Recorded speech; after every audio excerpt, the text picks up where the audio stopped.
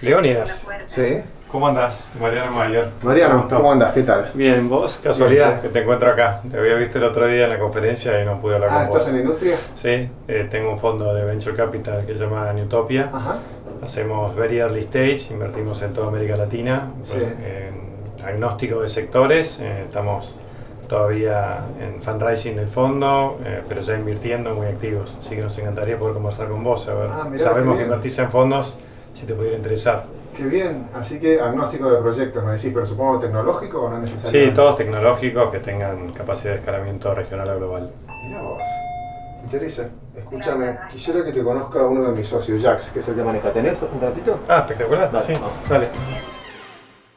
Bienvenidos a un nuevo episodio de Elevator Pitch. Mi nombre es Leonidas Libre en Twitter. Estoy hoy con mi socio Jax y vamos a entrevistar a Guga Mayer, fundador de Newtopia, probablemente el fondo más relevante en la región para etapas tempranas en emprendimientos de tenor tecnológico.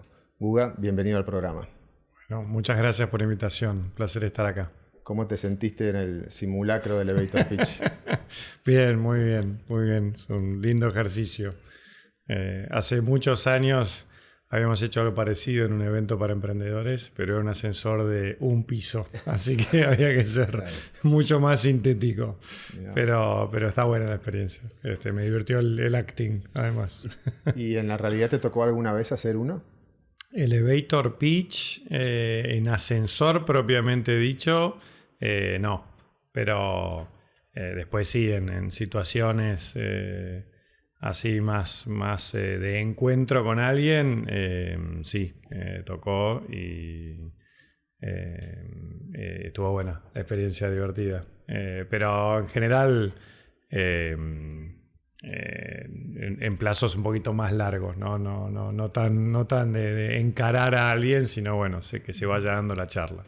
Qué bien.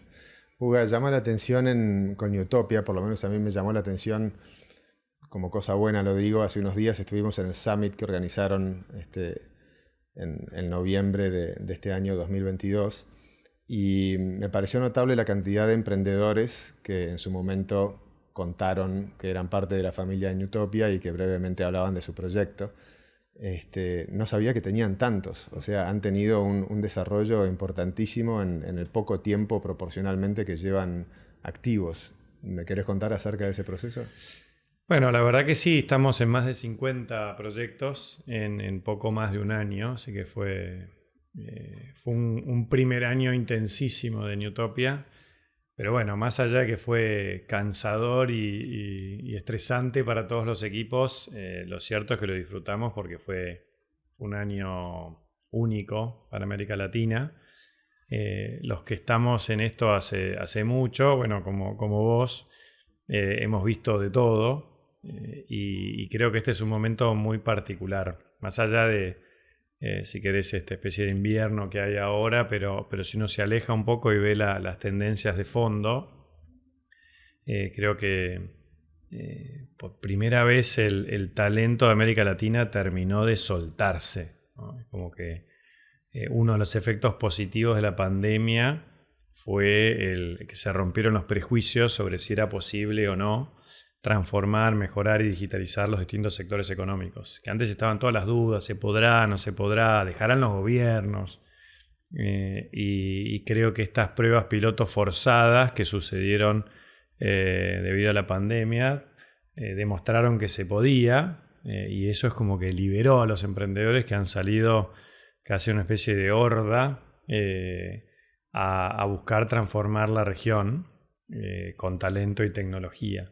Entonces es fascinante ver que más allá de la maduración propia del ecosistema que se venía dando, hubo como una aceleración, buscando resolver además problemas muy reales, muy tangibles, muy graves y muy urgentes que tiene nuestra querida América Latina, ¿no? Países con 50, 60, 70% de pobreza, la logística destruida, los sistemas de salud, los sistemas educativos, o sea, todos problemas por donde lo mires, sumados a los políticos, que ni vamos a entrar en detalle. Pero bueno, el escenario es complejo, pero gracias a Dios cambió la mirada. Es súper cliché o lugar común lo que te voy a decir, pero lo cierto es que todo esto, todos esos problemas son vistos como oportunidades. Entonces han salido estos emprendedores con mucha audacia y sin miedo a buscar transformar.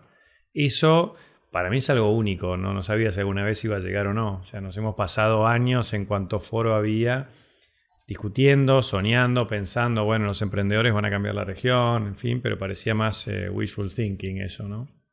Y hoy lo veo como una realidad tangible. Entonces, haber podido participar con un granito de arena en este año increíble, apoyando emprendedores, fue fascinante. Ahora hay otro ritmo que también mejor, de alguna forma, para tener, poder estar un poco más tranquilos para dedicarles tiempo de calidad a todos los proyectos.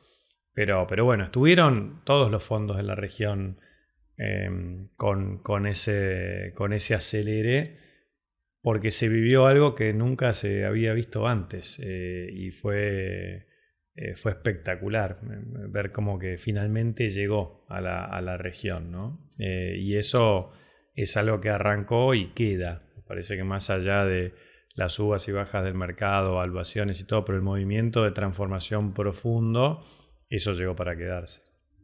Sí, es notable lo que decís. Yo la verdad que estoy de acuerdo. Creo que juntos hemos transitado las etapas de la Web 1, la Web 2, la Web 3 y efectivamente ya a partir de la Web 1 había una gran expectativa de que América Latina pegara lo que en inglés los inversores se refieren como el leapfrog effect, ¿no? Como el salto de la rana, en el sentido de que no deban transitar todos los procesos de adopción tecnológica que en el primer mundo lleva un momento de expansión de la industria, sino que cuando la tecnología ya existe y ya se sabe cómo se utiliza, el usuario directamente se pone a la par de los usuarios del primer mundo, ¿no? Pero en distintas conferencias uno veía a distintos líderes de la industria o inversores o mismo periodistas o analistas que decían esto tiene que llegar, tiene que tomar lugar y no terminaba de arrancar. Para mí también fue una sorpresa, creo, lo que vos describís ahora, cómo efectivamente traccionó saliendo de la pandemia. Y es notable, porque no se había visto antes, cómo ustedes, en este carácter de emprendedores, porque ustedes son emprendedores del sector de los fondos, digamos, cómo lograron incorporar tantos emprendedores de otros países de la región. Porque a veces, estando en la Argentina, que naturalmente es un semillero de emprendedorismo, lo fue así desde la Web 1, y antes de la Web 1, ser emprendedor se llamaba ser cuentapropista. O sea, agarraba el maletín, salía a la mañana todos los días a buscar el día. Pero incluso para los inversores del exterior, de alguna manera se sorprendían y no sabían mucho cómo resolver el tema de que sus portafolios tenían una gran carga de emprendimientos argentinos y una poca carga de otros países de la región, inclusive Brasil o México, con las economías más grandes que tienen.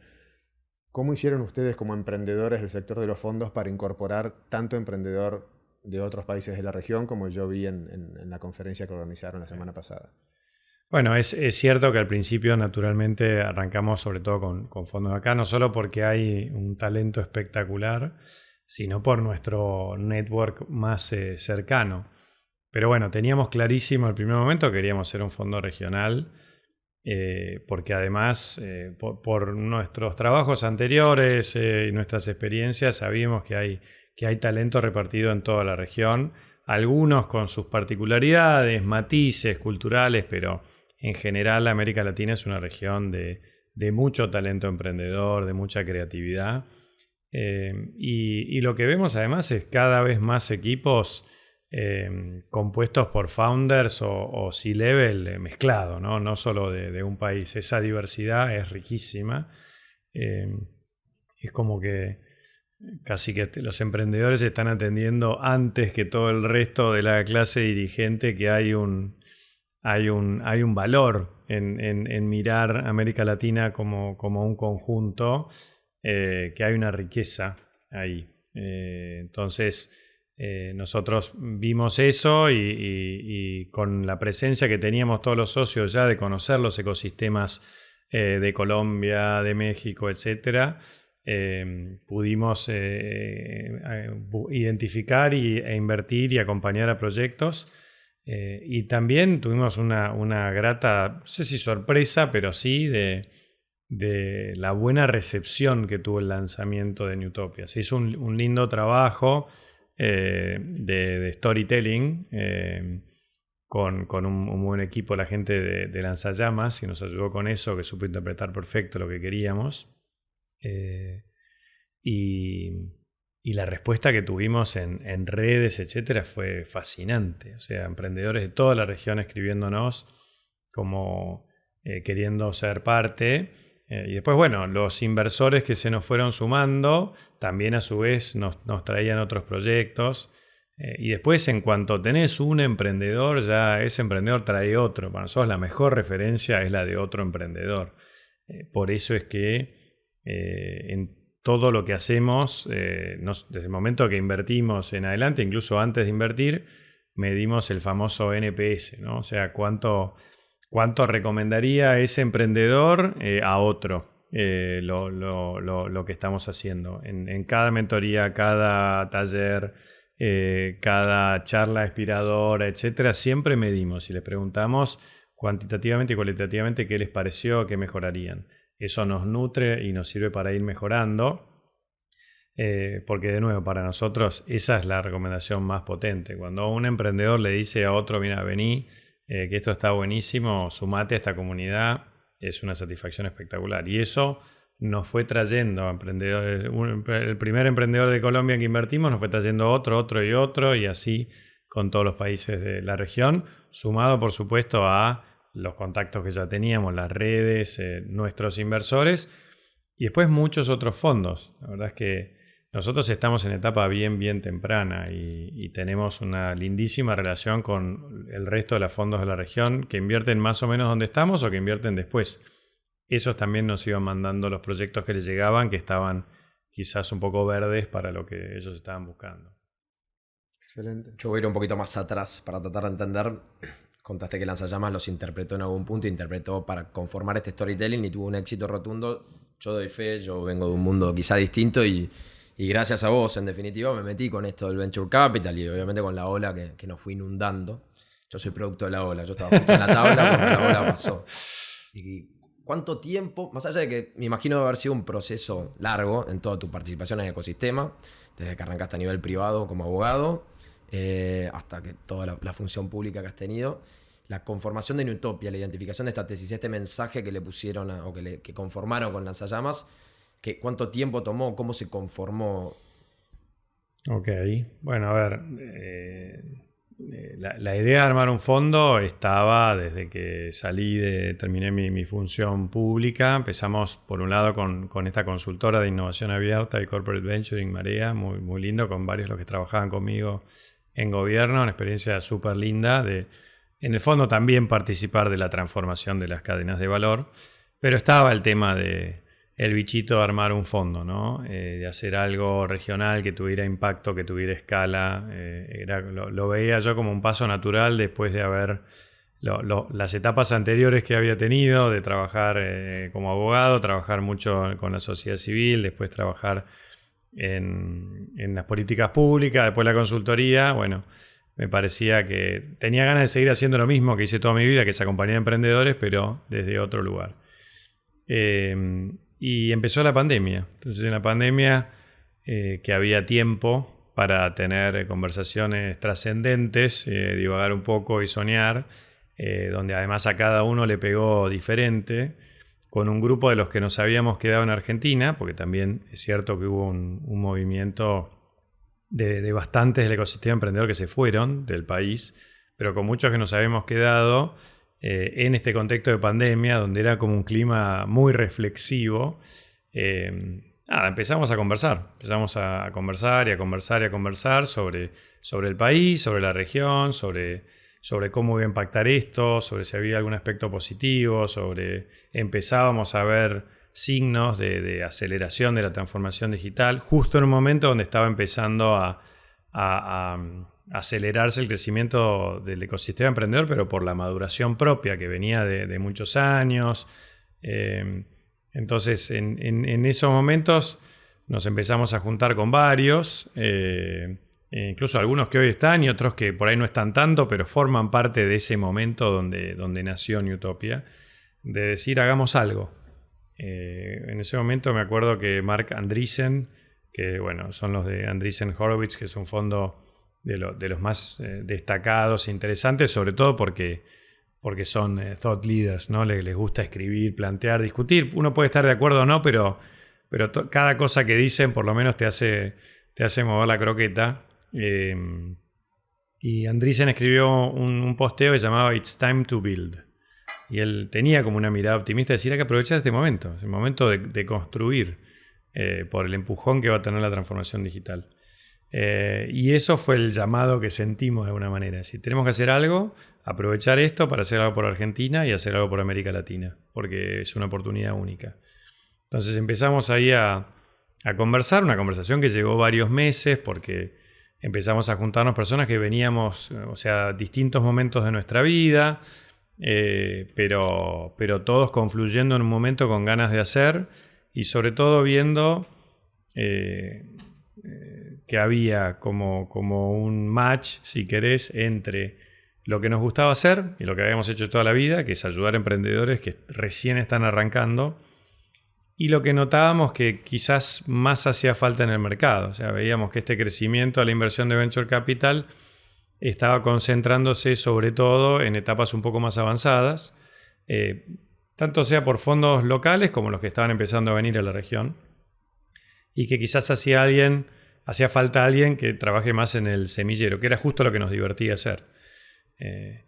Y lo que le divertía o tenía ganas de hacer un montón de otra gente. Eso fue sobre todo lo más poderoso, ver que había un montón de emprendedores consagrados, o de deportistas, o de family offices, o líderes de empresas tecnológicas, o líderes empresarios, que estaban viendo lo mismo, que tenían ganas de participar de alguna manera en la transformación de Argentina y de la región, que tenían ganas de colaborar, ya sea con algo de dinero, algo de tiempo.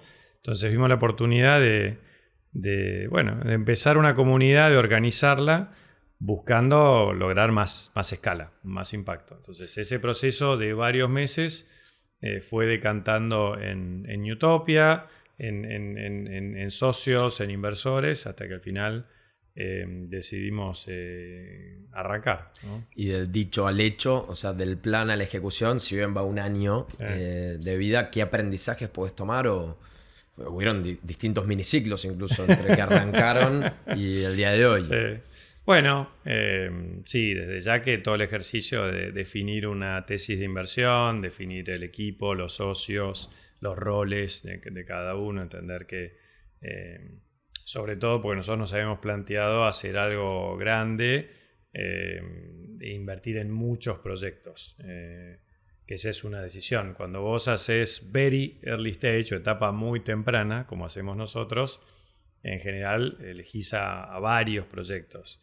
Y son proyectos que requieren mucha atención, mucho acompañamiento. Entonces está el tema ahí de cómo lográs poder darle mucha bolilla o mucha atención de manera escalable a un montón de proyectos de la región, además, ¿no? Entonces tenés que ser muy eficiente en cuanto a procesos.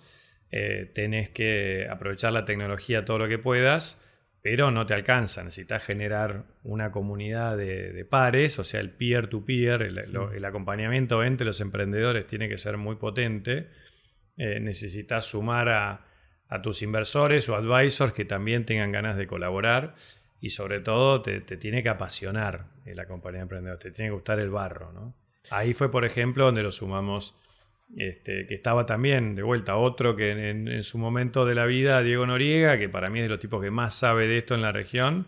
Creo que hablamos 2 segundos y me dijo me sumo, pero bueno, eso fue entender los roles también, ¿no? Para nosotros, que yo tener un Pato Yutad, por ejemplo, o sea, alguien que armó una compañía con Mariano Suárez Batalla Busoler desde cero a más de 1.000 empleados en todo el mundo, clientes Fortune 500, habiendo pasado todos los análisis de compliance, seguridad de empresas grosas. Ese proceso de una compañía argentina que hace innovación a nivel mundial y con clientes de todos lados, bueno, eso es fascinante como para poder transmitir esa experiencia a los que recién están arrancando, para que se animen, para que puedan escalar, o lo que hizo Juan Palafox Travelex, y lo que había hecho antes con Almundo, la experiencia de Jorgito Aguado, la experiencia de Sasha con su fondo anterior. O sea, son todas historias de vida y experiencias que se combinan muy bien en los roles, ¿no? De tener que tener una capacidad grande de selección de proyectos y análisis, y después de acompañamiento, ¿no? Cuando te escucho mencionar a los founders, notamos lo que muchos notan, y me gustaría saber tu opinión al respecto. Son todos hombres, todos argentinos. Hay muchas movidas, nosotros cada uno tendrá su opinión respecto de lo que es el desarrollo, favorecer la igualdad, participación de las mujeres y demás. ¿Cómo ves vos ese tema? ¿Cómo les está yendo de cara a la imagen que dan? No sé, ¿qué tipo de mensajes reciben en torno a eso? Mirá, es un temazo ese.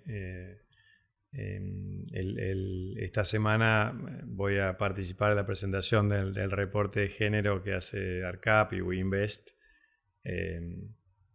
Y la verdad que es muy desafiante, sobre todo en este sector y en la región. Cuando, no sé, habrá sido 2012, 2013, cuando arrancó We4Change, que es esta iniciativa, era el único varón. Ahora hicimos un evento, que llegué al evento y eran 200 mujeres y era el único varón en ese evento, ¿no? Hoy, por suerte, la verdad que hay cada vez más varones participando activamente en esa comunidad que busca justamente fomentar la participación, tanto de emprendimientos de mujeres como de mujeres inversoras. En esas dos dimensiones estamos trabajando, empezando por casa. O sea, nosotros, el equipo de analistas, son dos mujeres, Karin Tenenbaum y Sarita Gandini, buenísimas. Y estamos trabajando activamente en conseguir cada vez más proyectos de mujeres. Tenemos el 25% más o menos. Queremos que sea mucho más. No es fácil. La verdad es que en general, en nuestro caso, ese 25% es reflejo del deal flow, o sea, de lo que nos llega. Queremos que nos llegue mucho más y trabajar activamente. Entonces, en general, lo que uno hace es tratar de que las founders mujeres en las que nosotros invertimos traigan otras y traigan otras. Pero no es fácil, ¿eh? Y de hecho, estamos todo el tiempo analizándonos y viendo qué cosas hemos hecho mal, típico. Incluso cosas que no te das cuenta, ¿no? Por ahí en la comunicación, sacás una foto, haces un evento, de golpe capaz que ni te das cuenta y son todos varones o la mayoría varones. Bueno, no está bueno eso, ¿no? En mi caso personal, además, tengo un desafío familiar. Tengo 4 hijas mujeres, no tengo hijos varones, y es casi como un propósito, un milestone personal lograr que cuando mi hija mayor o mis hijas mayores, que la segunda quiere ser emprendedora tecnológica, cuando llegue a esa instancia el contexto haya cambiado, ¿no? Pero bueno, es cierto también que hay distintos sectores. Esto es algo que incluso trabajábamos desde gobierno. Cuando estaba en gobierno armamos el Centro de Desarrollo Económico de la Mujer. Para mí debiera haber tenido un estatus mucho más grande, pero bueno, surgió en la secretaría donde estábamos nosotros con Elena Estrada. Y hay sectores, por ejemplo, el sector más científico, biotecnológico, donde ahí no hay una brecha tan grande. Incluso en muchos casos hay más mujeres que hombres, o en algunos sectores emprendedores que son emprendedores como el diseño, etcétera. Pero en los sectores más tecnológicos digitales ahí sí sigue habiendo una brecha grande, ¿no? Así que desafío para toda la región. No hay muchas inversoras mujeres. Hay un par de iniciativas en las que estamos empezando a colaborar para incorporar más mujeres inversoras. Hay 2 particularmente.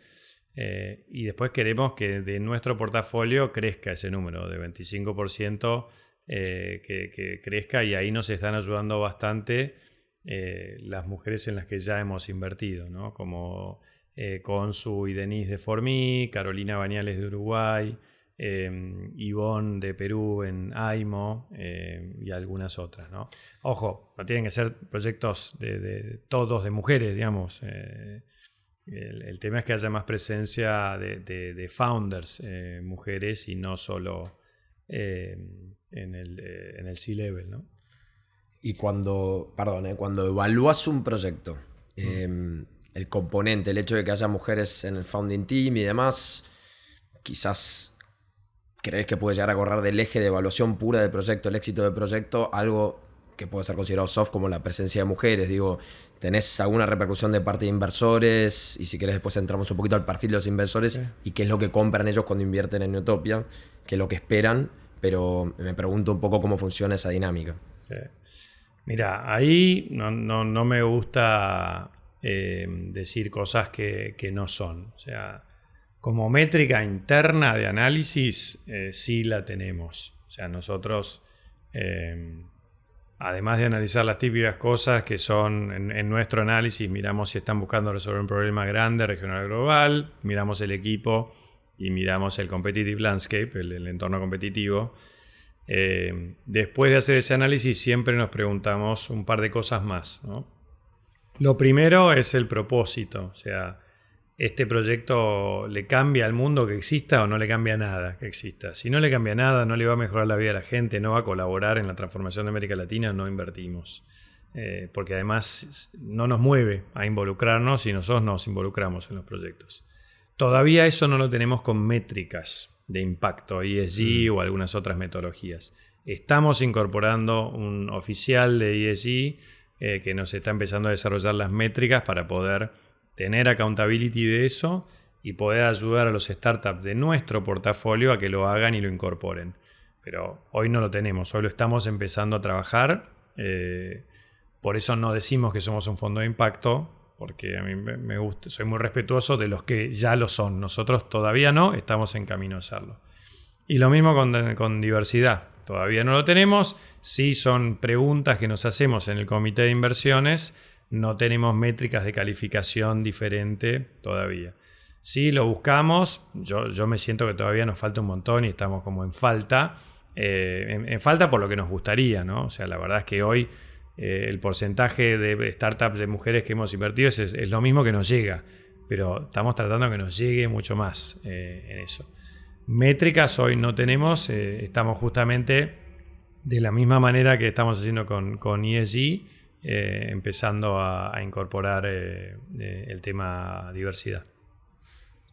Uga, si bien Neutopia no invierte exclusivamente en tecnologías Web3 porque invierten en otros verticales también, en este momento en que estamos grabando estamos a mediados de noviembre del 2022. Hace algunos pocos días surgió todo el defalco de FTX. A veces lleva unos días ordenarlas, ¿no? el entendimiento de qué es lo que sucedió. Yo la verdad que pienso bastante en que esto no fue una falla del sistema blockchain, no es una falla de criptografía, no es una falla propia del vertical. Si este sujeto, Sam, hubiera estado en Morgan Stanley, hubiera pasado lo mismo en Morgan Stanley, digamos, ¿no? Pero abre muchas posibilidades a reflexionar sobre el sector y abre posibilidades también para reflexionar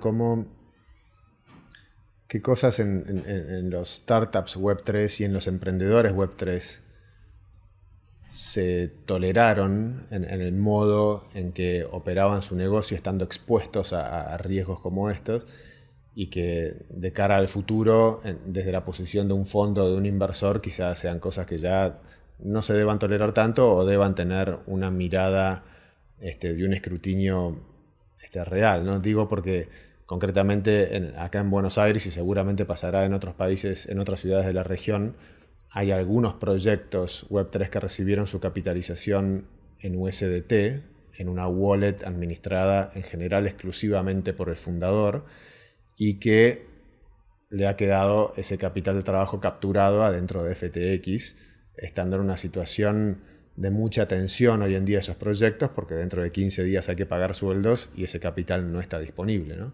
Y no hay un horizonte de expectativa de que esté disponible en el corto plazo, porque ya entró en un proceso de Chapter 11 FTX, por lo cual, ¿no? A mí particularmente, y ya con esto te doy la palabra para saber tus reflexiones, me hace pensar cómo en la Web 1 y en la Web 2, donde no existía todavía el tema de capitalizar con USDT a un address que te dice el founder, la capitalización iba a una cuenta bancaria Generalmente no era el founder única persona que tenía capacidad y potestad para mover esos fondos y pagar sueldos o hacer inversiones o pagar la campaña de AdWords o lo que fuere. Generalmente, por lo menos mi experiencia como emprendedor, había del lado del inversor alguien del equipo inversor que miraba a fin de mes cómo estaba la posición y iba chequeando de manera soft, quizá no en un reporte formal mensual, pero cómo iban siendo esos gastos. Si había gastos que estaban muy por encima del gasto recurrente ordinario mensual, se requería una autorización y todo parecía más una empresa tradicional, ¿no? Aunque fuera un startup y fueran 8 los empleados de toda la empresa. De nuestro lado, en estos pocos días desde que aconteció esto, venimos desarrollando como una especie de lista de cosas que no queremos ver más en el futuro y cosas que queremos que corrijan. ¿Ustedes en Newtopia han tenido oportunidad de ver cosas por el estilo o han tenido alguna idea ante este contexto? Bueno, a ver, el caso es parte de un proceso, me parece, ¿no? Y hay que separar lo que son personas, individuos, de lo que es tecnología, sectores y cambios. A nosotros la temática blockchain nos parece fascinante, más allá de la aplicación concreta de moneda o no moneda, pero lo que es poder lograr consenso distribuido es fascinante. Me parece que aplica a un montón de sectores. Recién están empezando los casos de uso, falta un montón, pero lo vemos como realmente apasionante, más allá de las modas, que son absolutamente inevitables las modas, y creo que es bastante difícil de evitar también que en el mundo emprendedor existan como estos casos relevantes de individuos que se destacan y que uno los ensalza, los endiosa. Y bueno, a veces pasan estas cosas, ¿no? Entonces eso no tiene por qué afectar a todo el ecosistema y a todo el resto de la gente que está trabajando en serio y buscando cambiar, mejorar y transformar. Entonces, por supuesto que son casos que llaman mucho la atención. Si además hubo un montón de gente que perdió dinero, es doloroso y hay mucha gente que le está pasando mal. Pero creemos que esto no debiera afectar el movimiento profundo de transformación que está generando. Y lo mismo creemos que es un proceso, en definitiva, sano, ¿no? Como ha pasado con otras tecnologías o en otras épocas, muchas veces los emprendedores, si se les dice outliers, por algo muchas veces vienen a patear las reglas o a romperlas o a forzar las reglas. En general el regulador viene de atrás, o ni siquiera hay cosas que tampoco tienen por qué llegar con regulación, sino regirse por principios bastante antiguos, pero que permanecen. Entonces estas fricciones creo que también son inevitables, ¿no? Ha pasado con un montón de otros sectores antes, con el sector de los contenidos, de la música, del video, de las comunicaciones y va a seguir pasando. Entonces yo trataría de separar la moda, trataría de separar los ídolos, trataría de separar eso del movimiento profundo. Esa es la mirada que tenemos, por eso seguimos súper entusiasmados con Web3 y con blockchain en sus distintas aplicaciones. Y vemos este momento como un momento doloroso, pero de aprendizaje y de ir fijando ciertos estándares. No necesariamente tienen que ser reglas o regulaciones, pero sí estándares, tienen que ser mejores prácticas, tanto para los inversores como para los emprendedores, como para el público, de cómo manejar las cosas. En este sector en particular, bueno, hay un montón de cosas por hacer todavía. Se parece bastante al lejano oeste, ¿no? en temas, y tenés distintos perfiles de founders, algunos jugando más al fleje, otros pasándose, otros tratando de ser cuidadosos en algunos aspectos donde tiene mucha libertad y mucho margen. Entonces, creo que para toda la industria del VC esto va a ser un gran aprendizaje.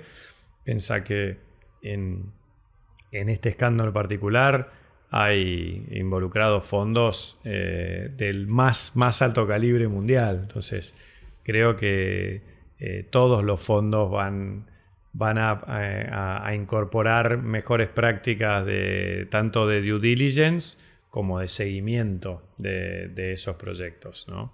Y en ese sentido creo que de a poco se van a ir adaptando estas metodologías a las que vos mencionabas anteriores a las nuevas formas de financiarse o de invertir.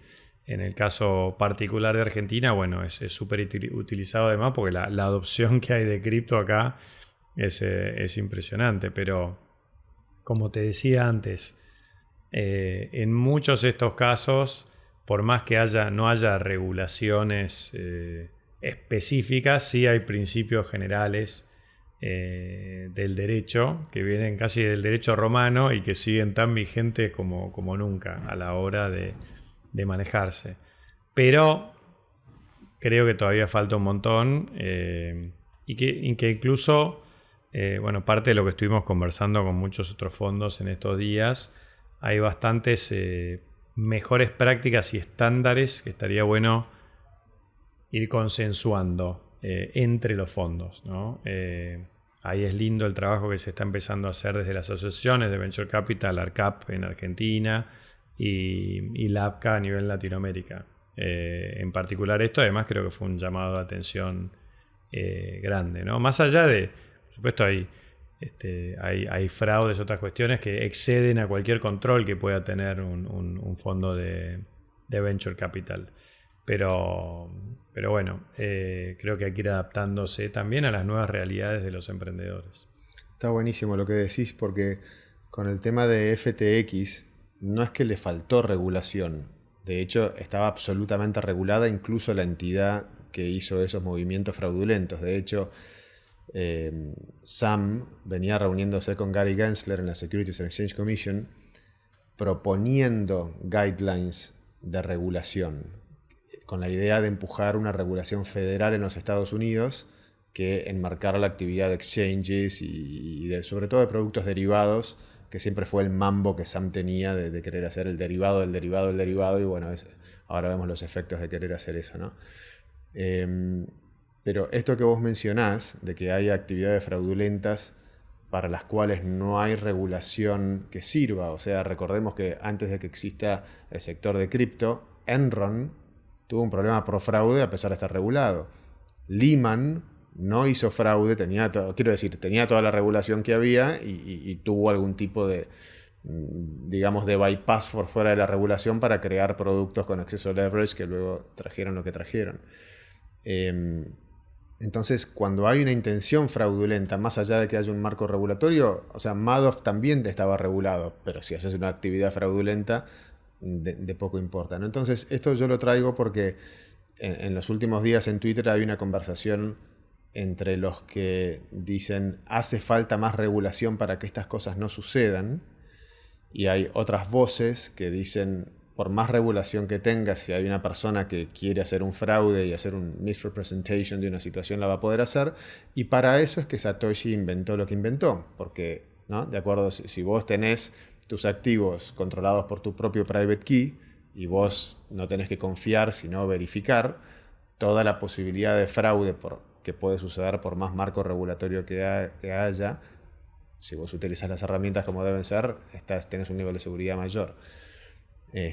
Lo que pasa que también hay que zambullirse en vivir enteramente de manera criptográfica y enteramente controlar con private keys o con multisigs los pagos, ¿no?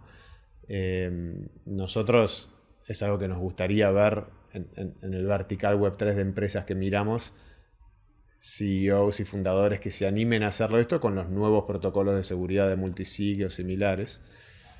¿Ustedes tienen alguna sensación o algún ángulo? O sea, para los que no quedaron atrapados en FTX, ¿ustedes les están diciendo, bien, qué suerte que estabas en Coinbase? ¿O les están diciendo, me parece que es hora de empezar a considerar un ledger? ¿Tienen alguna mirada en ese sentido?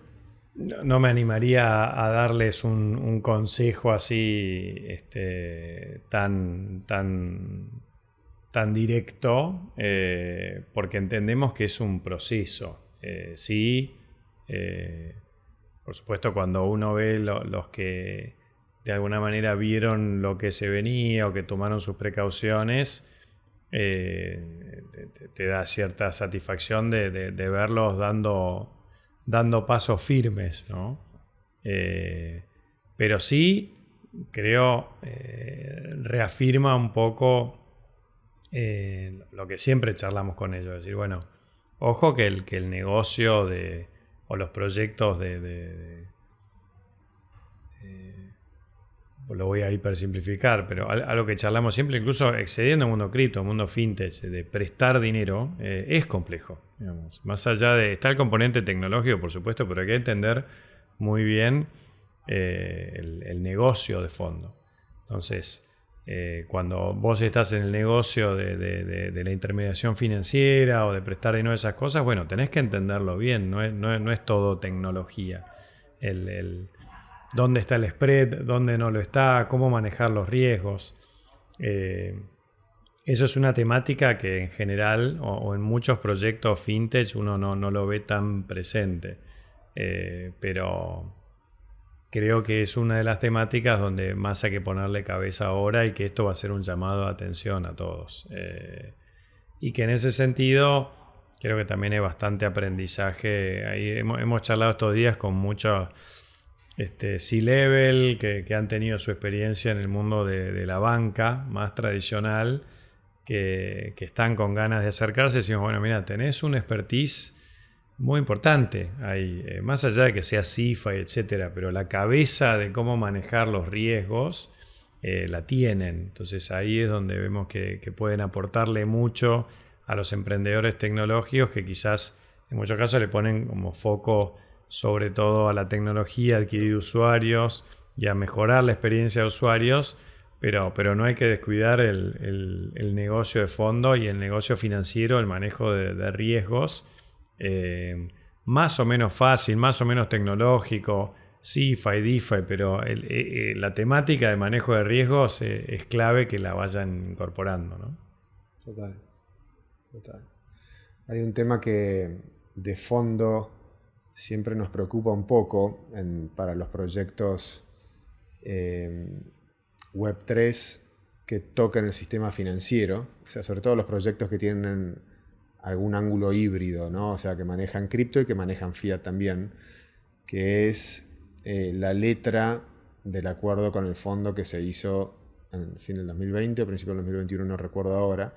En parte de la letra de ese acuerdo con el Fondo Monetario Internacional está desincentivar el desarrollo de la industria cripto, presumimos para el área de finanzas que se refiere. No creo que el Fondo Monetario Internacional yo hubiera tenido nociones sobre Web3 social o cosas por el estilo.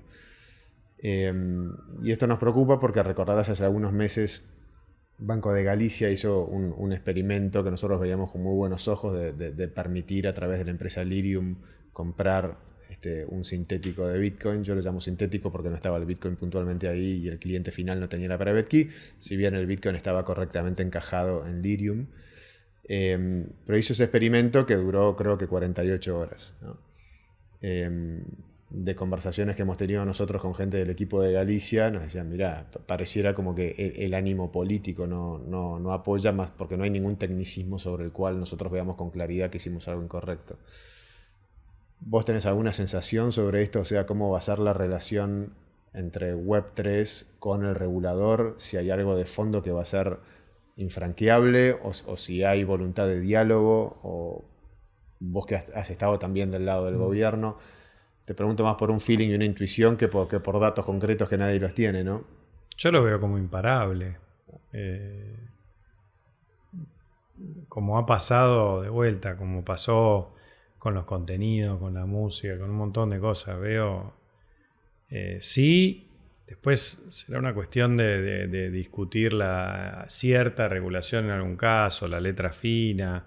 En muchos casos la preocupación del regulador es legítima y todos estos casos es como que nutren ese, ¿viste? Bueno, sí, evidentemente que principios fundamentales de intentar de proteger al pequeño ahorrista, esas cuestiones son válidas y habrá que amacarse, pero yo no creo que se puedan frenar estas cosas. Me parece que en todo caso habrá que ir ajustando normativas para tratar de respetar esos, si querés, principios generales del derecho que te decía. Pero no creo que pueda parar. Realmente estas tecnologías yo las veo como no hay manera que un gobierno las pueda frenar. Por la adopción que tienen. La cultura en ese sentido es mucho más fuerte que la norma. Yo no conozco casos donde realmente hayas podido frenar algo. Sí, muchos casos donde por ahí te fuiste a un extremo de ninguna regulación y después te vas corriendo un poquito más al medio para hacer algo más sensato en un diálogo con el regulador que puede ser más amable o menos amable. O que en muchos casos la regulación la terminan haciendo los jueces, ¿no? Como un sistema más anglosajón. En aquellos casos donde no hubo ninguna regulación, lo que muchas veces terminó pasando es al primer lío que hay o los primeros problemas, van a la justicia, los jueces intentan resolver como pueden, marcan un precedente y van marcando la cancha. Pero yo no creo que pueda frenar, sobre todo en nuestra región, o sea, donde vos tenés una necesidad de inclusión financiera bestial, o sea, los niveles de pobreza que tenés, de informalidad, entonces es el campo más fértil que hay para estas cosas. Sí, de nuevo, creo que como estos casos relevantes que tuvimos de estas criptomonedas así, que eran más engaños o que intentaban captar a gente de menor recursos, no como una alternativa de ahorro genuino, sino como las promesas de ganancias exorbitantes. Bueno, eso no está bueno. Entonces, para esos casos creo que el Estado tiene un rol, habrá que ver cuánto meterse, si antes y después, pero por supuesto nunca alcanza únicamente la regulación. Entonces, como vos decís, en definitiva lo que estamos hablando es de educación financiera, ¿no? Que es un tema recontra pendiente en Argentina, o sea, debiera haber educación financiera en los colegios. No en la universidad, en los colegios debería haber educación financiera. Gran parte del proceso que vos estás mencionando probablemente se dio durante 2018, en lo que fue lo que terminó denostando el concepto de ICO, de financiarse vía emisión de tokens. Vos estabas en plena gestión y lo estuviste así hasta fines de 2019. ¿Qué tan desarrollada estaba la percepción a nivel gobierno de todo lo que era esta tecnología, de todo lo que era este proceso que describís? Bueno, a ver, lo veíamos como un momento fascinante, una gran oportunidad para lograr inclusión financiera, y por eso es que se hizo un lindo trabajo conjunto entre la FIP, el Banco Central, la UIF, nosotros, distintos ministerios, intentando entender, escuchar, que las regulaciones sumen y no resten, intentando no ahogar la innovación, que es la primera tentación que uno tiene a veces de gobierno, es decir, bueno, en general uno que ha visto en el mundo las mejores prácticas son las que dejan una especie de, se le llama sandbox, ¿no? de zona, el concepto de ponernos de zona liberada, digamos, o de arenero, para que puedan probarse estas cosas y darles aire para que puedan crecer, testear. Entonces, en algunos casos eso se regula y regulás un arenero, en algunos otros casos no, es como que haces un poco la vista gorda, los dejás andar. Eso hacen muchos de los países. Creo que fue un proceso interesantísimo, todo lo que creció el QR, por ejemplo, y un montón de otras regulaciones que se fueron trabajando en conjunto, entendiendo que teníamos una necesidad enorme de inclusión financiera o de transformación digital, y que teníamos un talento espectacular en Argentina para aprovechar. Entonces, bueno, un poco lo que buscábamos era tratemos de no entorpecer, de donde sumemos, donde vamos a restar, mejor no nos metemos tanto, pero aprovechar eso para hacer el famoso salto de rana que decía Leónidas, ¿no? ¿Ves alguna continuidad en cierto punto? Y en muchas cosas creo que una vez que toma velocidad no lo podés parar. Entonces, lo que sucedió con el QR, por ejemplo, y todo lo que vino después fue espectacular. Y yendo más, porque además no estamos hablando únicamente del éxito de emprendedores tecnológicos. O sea, lo fascinante de la economía del conocimiento es que no solo es un sector en sí, sino que es un sector transversal a todos los otros sectores, y que ayuda a la inclusión financiera del artesano de Purmamarca, del que vende comida en la calle, del jardinero, de las pymes. O sea, lo que se avanzó para que las pymes puedan acceder a financiamiento a través de herramientas o aval digital de las SGR, créditos bancarios. O sea, todo eso ayudó a la transformación digital de los sectores más tradicionales, ¿no? Entonces, por eso es que lo vimos como algo fascinante, que excedía lo que era el éxito en sí de una billetera digital o de Mercado Libre, todo. Lo fascinante fue ver la cantidad de gente de todo el país y los otros sectores que se podían beneficiar de la democratización del acceso al financiamiento o del acceso al comercio, ¿no? Interesantísimo. Aprovecho que tenés un background de abogado y te pregunto sobre el concepto de DAO, ¿no? Uh-huh. Es algo que se experimentó por primera vez, como sabes, en Ethereum, creo que fue el año 2013 o 2014 con aquel primer experimento, pero es algo que se respira también ya en el paper de Satoshi, aunque sobre Bitcoin no se puedan construir DAOs tal cual las entendemos en Ethereum. Hace algunos pocos meses en ETH Latam, acá enfrente, lo veíamos a Mariano Di Pietra contando todas las problemáticas de impulsar una DAO como es la de Maker, las dificultades de lograr un consenso generalizado, revisar propuestas, el tiempo que se lleva, lo agotador que es. Ahí por momentos hay muchos participantes de la industria que dicen, mira, esto nunca va a terminar de arrancar porque al final este es el costo de la descentralización y la transparencia y la distribución del poder de decisión. En algún episodio anterior conversábamos también sobre la idea de darnos tiempo para que la idea de una DAO vaya mutando hacia formatos más eficientes, igual que el formato original de una corporación en Inglaterra en el siglo XVIII, cuando surgió, seguramente también evolucionó hacia lo que es una corporación hoy, ¿no? ¿Vos tenés alguna perspectiva o sensación de que los modelos de DAO, así de comunidades autogestionadas, pueda prosperar, o te parece que es un intento que va a quedar ahí empantanado? A mí me parece fascinante como abogado. Creo que le falta un montón de camino por recorrer, un montón de escándalos, un montón de juicios, para ir definiendo un poquito las mecánicas, qué funciona, qué no funciona.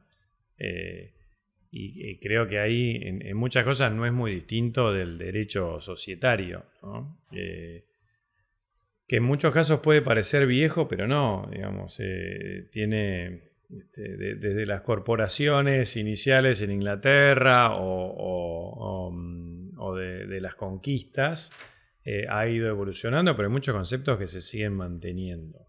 Entonces, yo lo que creo que no sería muy eficiente es que el mundo DAO quiera hacer un recorrido desde cero, independientes, ignorando todo el camino recorrido que ya hay de siglos, ¿no? Eso, y para mí no tiene mucho sentido, pero si vos, aprovechando toda esa experiencia que ya hay, ese bagaje de miles y millones de conflictos, de juicios, de casos que hubo, que se fueron plasmando en normativas, Si vos le podés hacer un upgrade con el concepto de DAO, ahí eso me parece muy potente, ¿no? No aplicable a todas las situaciones, pero en muchas otras sí. O sea, en este mundo descentralizado y incluso de empresas que cada vez se parecen más a conjuntos de individuos conectados que a megacorporaciones. Bueno, ahí me parece que sí tiene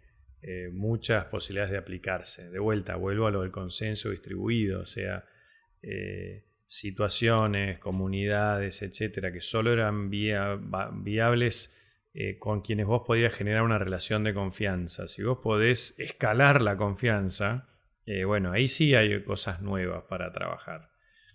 Sobre todo, de vuelta, cómo está cambiando el mundo de las empresas y las corporaciones. Hoy el CEO de una compañía es un líder, y es un líder, en muchos casos es un líder social, donde sus propios empleados en muchos casos son casi que votantes, ¿no?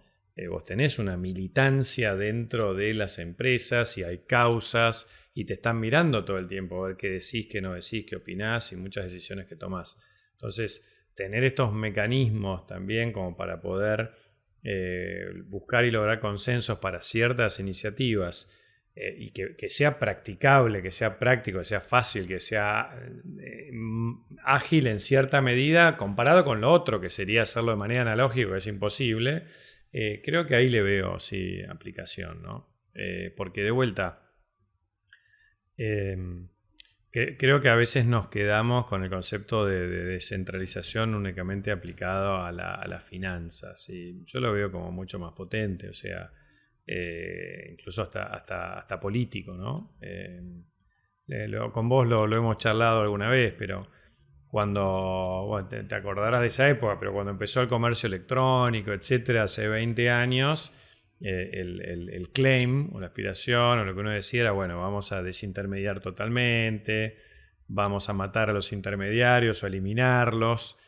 Y lo que uno ve 20 años después, en realidad, si bien en algunos casos se ha cortado la cadena, pero en muchos otros lo que hay es una resignificación de los intermediarios y de la territorialidad, que es descentralización, ¿no?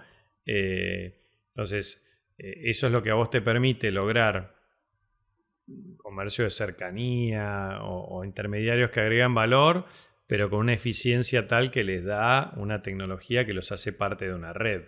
Entonces, estas nuevas relaciones comerciales, de redes incluso de microempresas o de empleados o de colaboradores, me parece que naturalmente en muchos casos van a buscar algún mecanismo de toma de decisiones para los cuales las DAOs podrían andar muy bien, ¿no? Y otras iniciativas incluso relacionadas más con la creatividad, etc. A mí me gusta.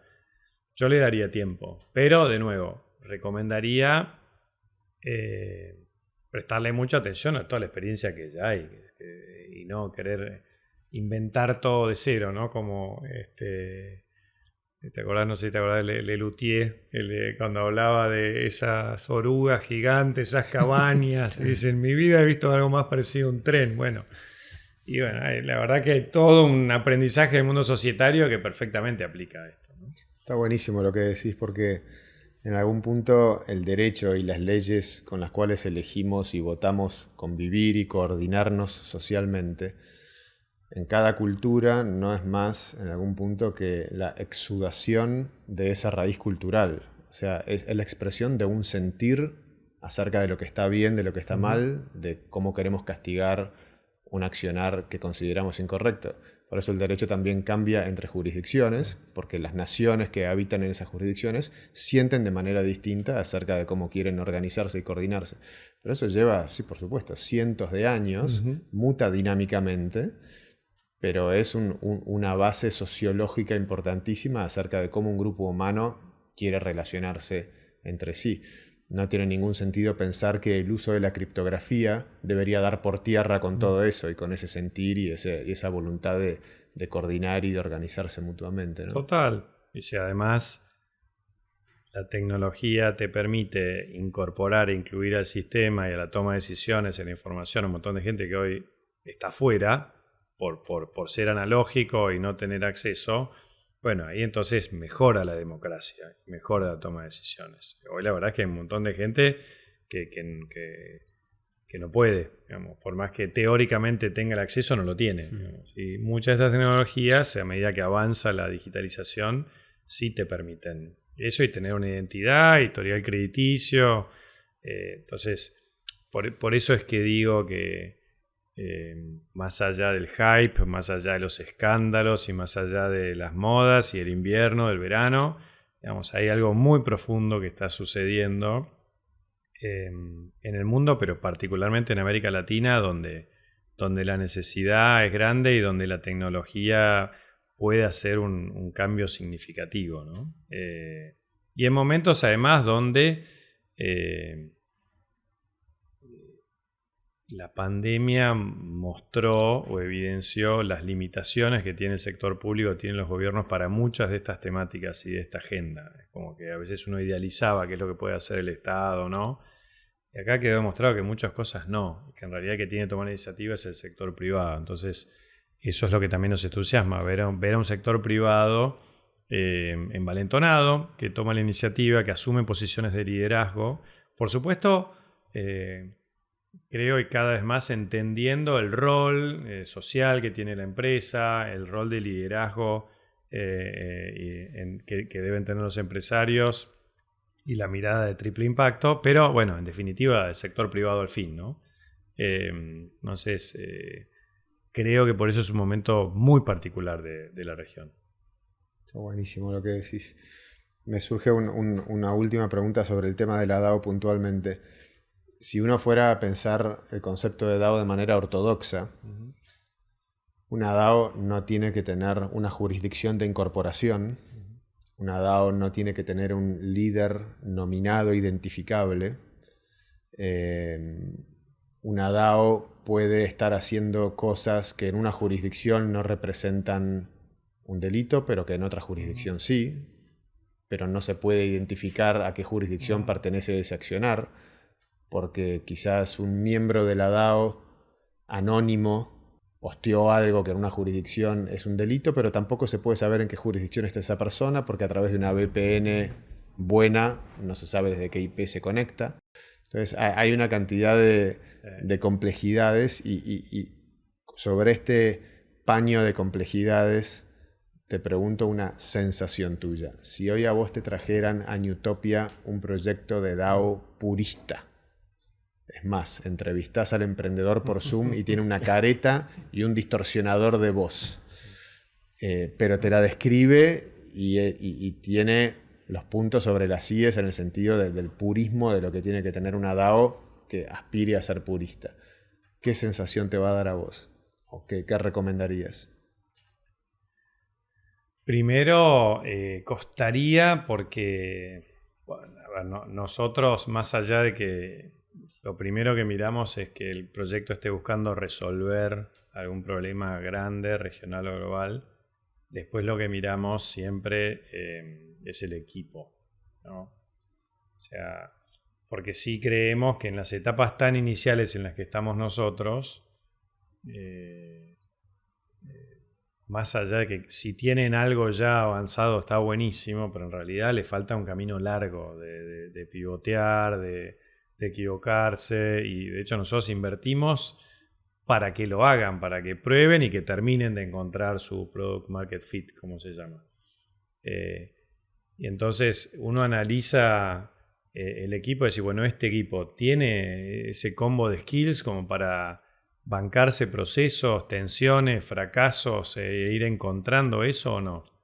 Entonces es muy difícil hacer el análisis de dinámicas humanas, de liderazgo, etcétera, si vos no sabés quién está detrás y si además vos no podés conectar, porque es un camino donde uno va a pasar momentos buenísimos y momentos muy malos. El roller coaster emocional, bueno, vos lo sabés muy bien, es enorme. Entonces, a priori sería difícil invertir en alguno que no conocemos, no sabemos quién es, no sabemos cómo trata a la gente, cómo trata a sus socios, esas cosas. Dejando de lado eso, yo creo de vuelta que le falta todavía mucho camino a la DAO para para saber que uno está, bueno, cómo está la cancha, digamos, qué puedes hacer, qué no. El tema de la limitación de la responsabilidad, que es un invento maravilloso que ha permitido un desarrollo económico bestial en el mundo. Bueno, eso es algo que desaprovecharlo, la verdad que no parece muy eficiente, ¿no? Por más que hay gente que te diga, bueno, no me importa, nadie me va a encontrar.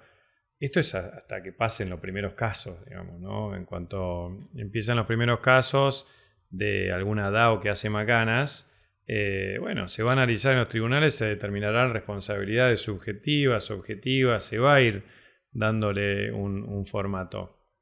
Eso falta todavía.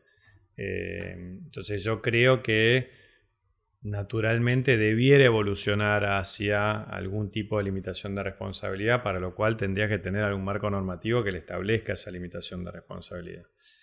Y si no, bueno, se irán autorregulando, generando una propia limitación de responsabilidad a las DAO. Pero bueno,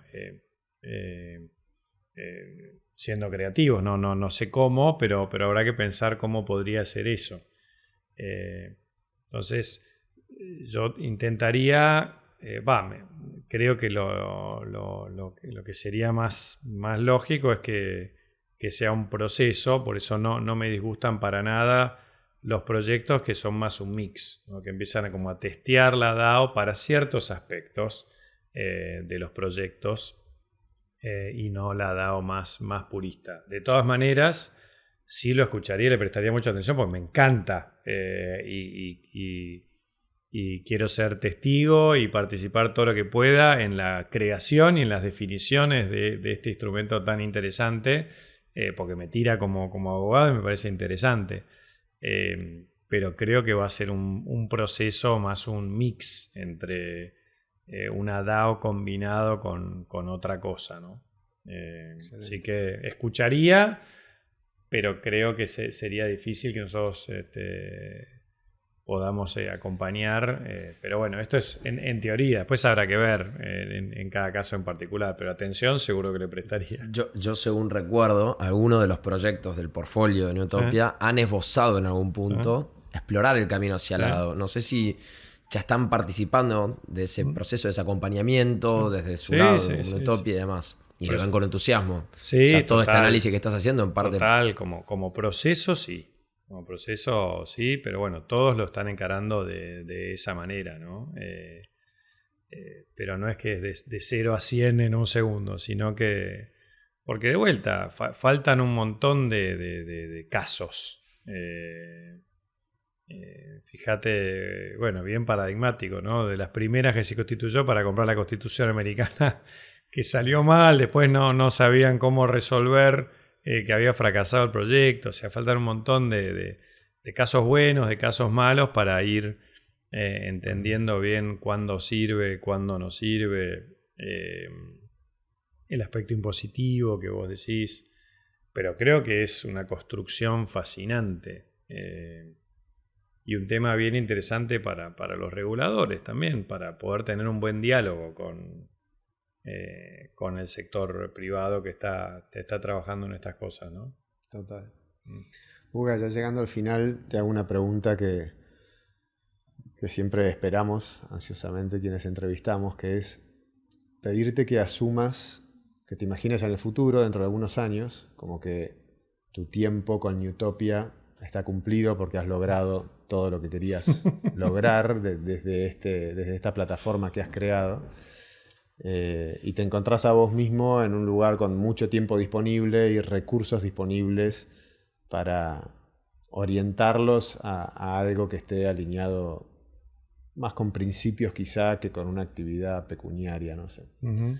¿Has pensado alguna vez en un contexto de ese tipo qué te gustaría encarar o qué te parece que está faltando y te gustaría ser actor en ese contexto?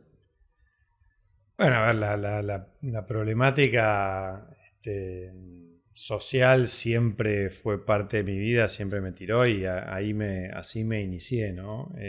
Cuando estudiaba en la facultad, participé bastante, teníamos un grupo de acción social trabajando en distintas iniciativas solidarias, después algunas más relacionadas al derecho, o sea, trabajando en cárceles con gente que buscaba salir de la cárcel y su reinserción, trabajando en temas de violencia familiar, o sea, siempre estuvo como presente, sobre todo por el gen de mi vieja, que es como especialista, siempre está con estos proyectos. ¿Hacía eso tu madre? Pero da para otro podcast hablar de mi vieja. Y después cuando me recibí de abogado, la verdad es que me quise dedicar primero en un emprendimiento personal antes de empezar a ejercer la abogacía, que era, a mí me preocupaba mucho la temática de los adultos mayores y de la soledad que muchos adultos mayores tienen, pero que era un proyecto social que incluso presentamos en Naves, todo. Pero después, bueno, básicamente me fascinó la temática emprendedora y quise dedicarme a ayudar a emprendedores, porque los veía a ellos como agentes de transformación, ayudar a los que estaban ayudando.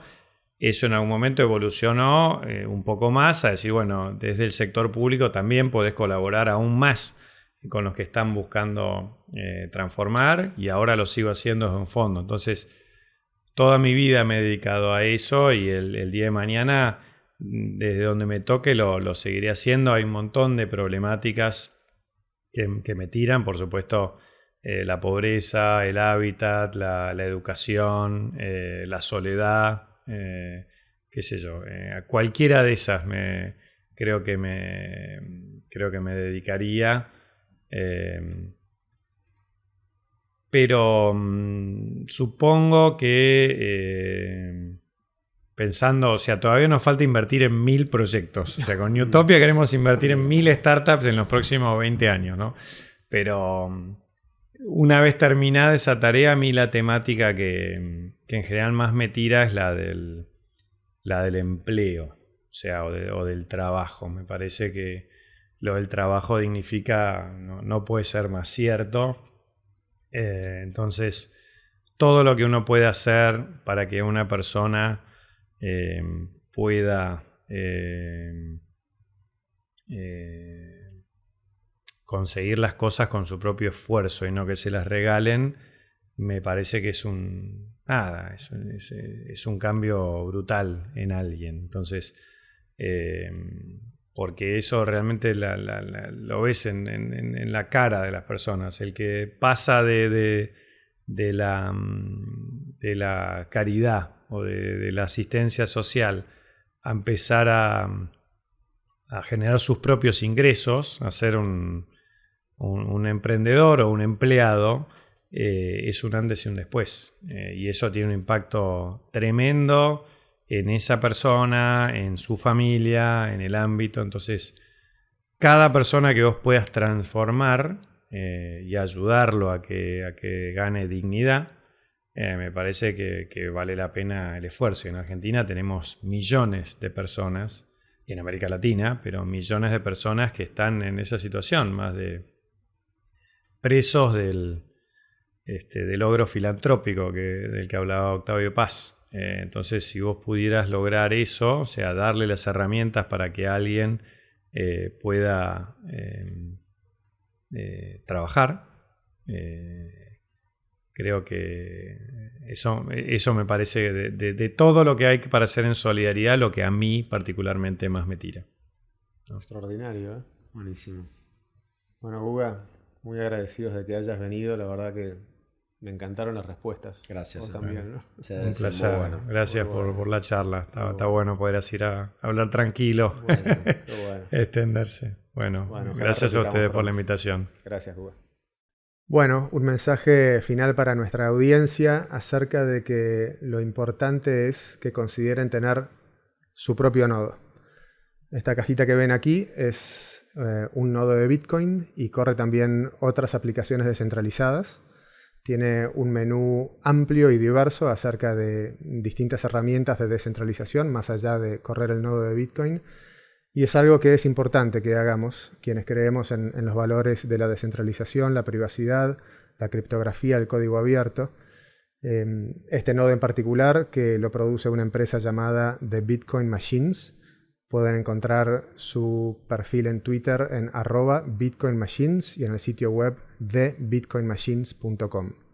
Nuevamente, respaldar los principios sociológicos que abraza la tecnología Web3 no es solamente comprar y especular con activos cotizantes, sino que es contribuir a ese esfuerzo, porque depende de cada uno de nosotros de manera descentralizada darle robustez al esquema que pensamos tan valioso.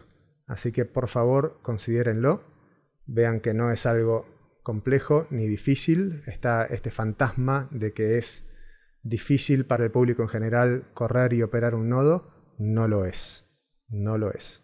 No es más difícil que configurar un puerto Wi-Fi. Quizá uno no sabe de memoria los pasos para configurarlo, pero una vez que ves el tutorial de 4 o 5 pasos, ya lo tenés andando. Así que, por favor, considérenlo, es algo que vale la pena. @BitcoinMachines en Twitter y thebitcoinmachines.com. Gracias.